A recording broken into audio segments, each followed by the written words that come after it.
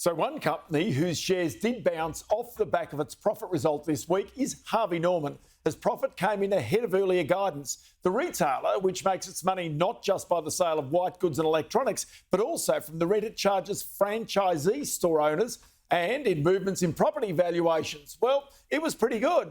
An interview with Gerry Harvey, I've got to tell you, is never dull. I chat with him this week. Well, it was no exception. Gerry Harvey, it's always great to chat to you. Your business, the profits are down, the sales across the stores are down. Is the consumer run out of puff, do you think? You started off well, didn't you? I know, I did. So, look, our business is pretty strong. Now, we went through the pandemic, and where we thought we were going to be in big trouble, it actually worked out pretty good. Now, of course, our sales are down and our profit's down. But it's still pretty good. We made $800 million before tax, right? And the year we're in now may be a little more difficult. But if you look at Australia and New Zealand, they're going to be more difficult, we think. We think we're going to do better in Singapore, Malaysia, Slovenia, Croatia and Ireland. But they're a small part of our profit, but they're growing. So we're more confident there than we are here.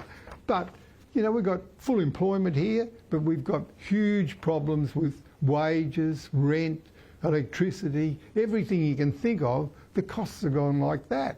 So if you're in business in Australia at the moment and you're in the bottom 30% of businesses, you're going to have a terrible, terrible time in the next 12 months. If you're in the top 30%, it'll be difficult, but okay. But there is huge pressure on business at the moment, huge. Is this because broadly costs have risen and so margins are being squeezed? Is that what you're saying? Well, the cost, wages, rent, anything you can think of. You know, people are paying $1,000 a week rent for something they were paying $600 for 3 years ago or something. That's huge. Your electricity bill could be double or triple what it was 2 or 3 years ago. So the transition to renewables has been completely stuffed up. You've got a transition that should have been done. It's been a disaster.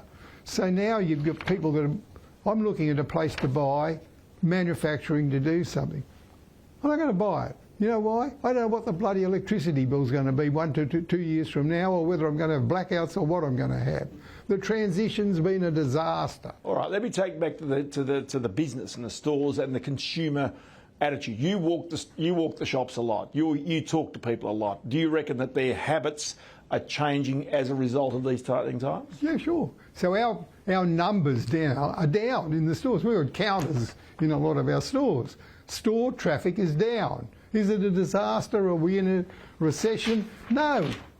But it's not as good as it was. Is it going to improve around the corner?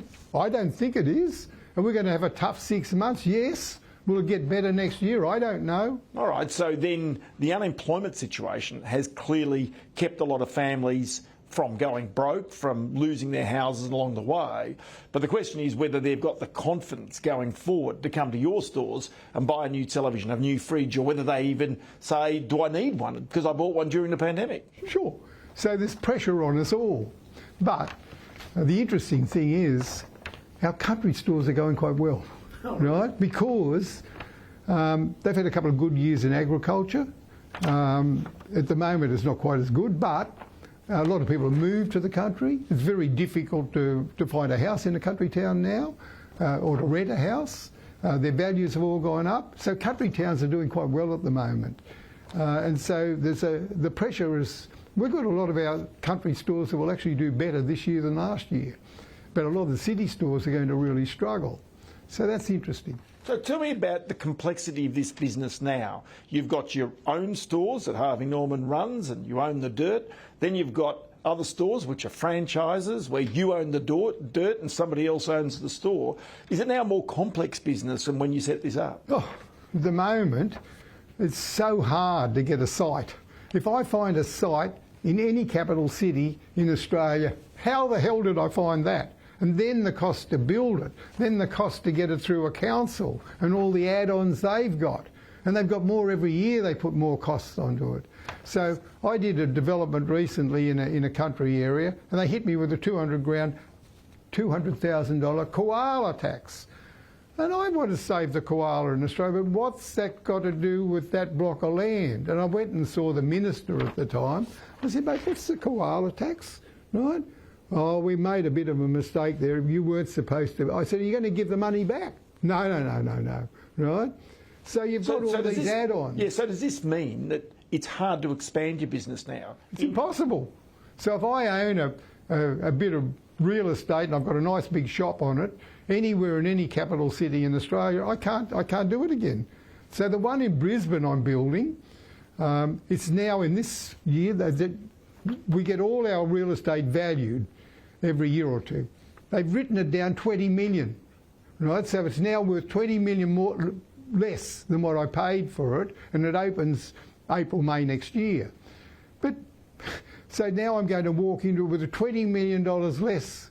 So I've got to pick, I'm doing it for the future. 5 or 10 years it'll be worth a fortune, right? But today I've got a 20 million loss before I start. Is there any state that you won't go to and expand in right now? No, but I can't go to any. There is no site in any state, in any capital city in Australia. That includes Hobart.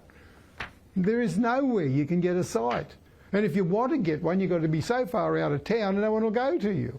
So if you own a site now, a big retail site, it's gold, irreplaceable. And I've been going on about this for years now, and the market sits out there and thinks, oh, you can just go and open a shop. No, you can't. Try. Come and work in my department. I've got 20 or 30 people working in my real estate department there. I'm on to them every week. Find a site. No, we're out there desperately trying to find sites. Can't find them. That being said, you've now got $4 billion worth of property inside Harvey Norman. I mean, it's gone not badly for a bloke who started with one store, is it? Well, it's actually worth $4.5 billion. It's undervalued, right? But the thing is, I opened one store in 1961. I was very happy to have one store. Did I ever think I'd have two? No. And so as the years went by, and I look at it now, and I think I've got hundreds of stores, and $10 billion worth of turnover, and in 8 countries, and employ 20,000 people, and I look at it and think, how the hell did that happen, right? It's just, it's mind-boggling to me. Did I plan it? Not a chance in hell. How did it happen? Amazing. So, Gerry, we've got a few more years we can do this yet. You still got the energy to keep doing this? Well, I'm only 84. I know, that's what I mean. Right? Yeah. Rupert Murdoch's 91 or 2 or something, so I look at Rupert, and every time I look at him, I check him over. Right? How you going, mate? How you going? Things still good? You know? Who's the greatest is Len Ainsworth, right? He's 100, right? So why wouldn't you want to be going and opening a shop at 100 or walking in and selling a fridge at 100 years of age? Be bloody good to see it. Gerry? The other buggers just want to retire. I know. Why would you do that? I'm going to sell a fridge at 100. There you go. Gerry Harvey, thank you so much for your time. Pleasure.